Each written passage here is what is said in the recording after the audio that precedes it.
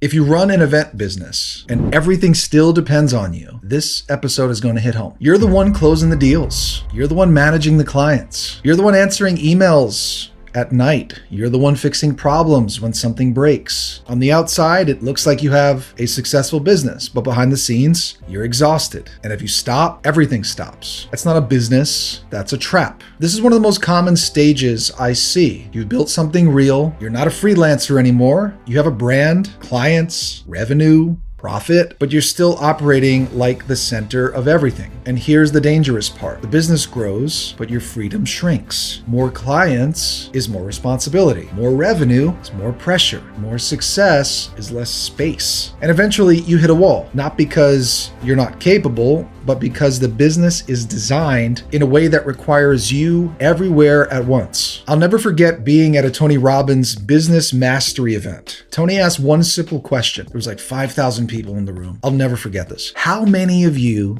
haven't grown your business or hired the right people because you believe you're the only one who can do what you do? And of the 5,000 people in the room, I would say 95 to 98% of the hands went up, including me. That was a wake-up call, because in that moment, I realized something, that belief, it felt true, but it was actually the thing holding me back the most, and it's holding you back the most. And it's not a strength, it's the bottleneck. The goal is not to build a business where you do everything better than everyone. The goal is to build a business that works with you or without you. That's what the final stage of my stages framework is all about. That last S is simplify. Not making your business smaller, but making it smarter. Let's get practical. If you want to simplify your business, the first step is you need awareness. Most people don't actually know where their time is going. So here's what I want you to do. For one full week, track your time every 15 minutes. This is called a time study. Literally, write it down. Grab a piece of paper. It could be graph paper. It could be a blank sheet of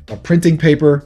And every 15 minutes, I want you to write down what you're doing. Responding to email, sales call, client planning call, editing timelines, fixing issues, admin work, creating invoices, billing, fixing an invoice, adapting to an invoice, event preparation, event execution, everything. Do this for Monday through Friday. Do this for weekends as well. At the end of the 7 days, you'll have something powerful, a full map of how your business currently depends on you. Then you take everything you wrote down and you sort it into 4 categories. Delete things that shouldn't exist at all. Delegate things someone else could do right now, whether it's somebody currently on your team or somebody that you can get involved. Number 3, systematize things that should follow a repeatable process that you can systematize and later give to somebody. And then lastly, what you should own, the things only you should be able to do as the founder, at least for now. And most people realize quickly they're spending too much time in things that don't require them. So once you see the pattern, the next step is document the way your business works. You don't need fancy tools. Start simple. Open a Google Sheet. Let's say the process or system is onboarding a client. So you ask yourself,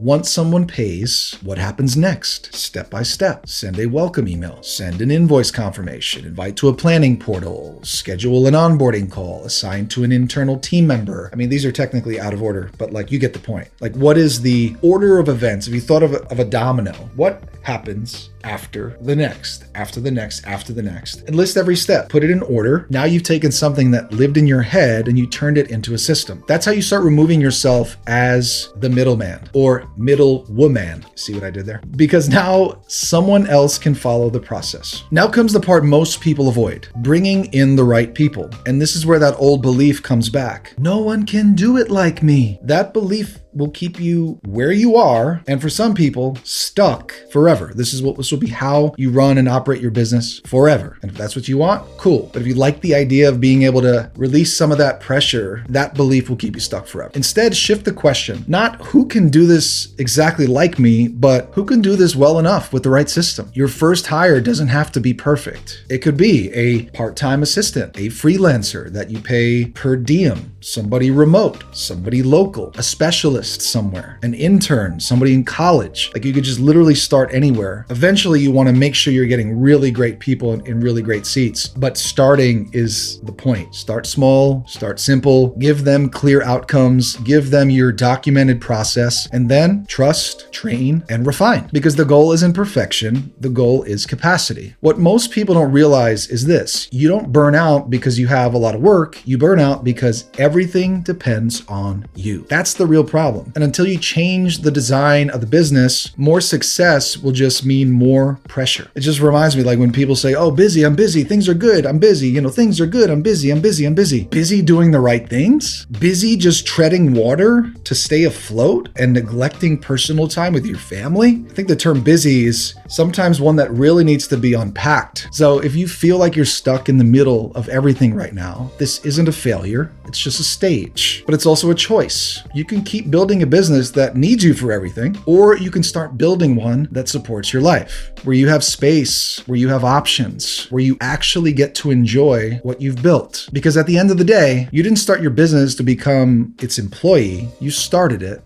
for freedom.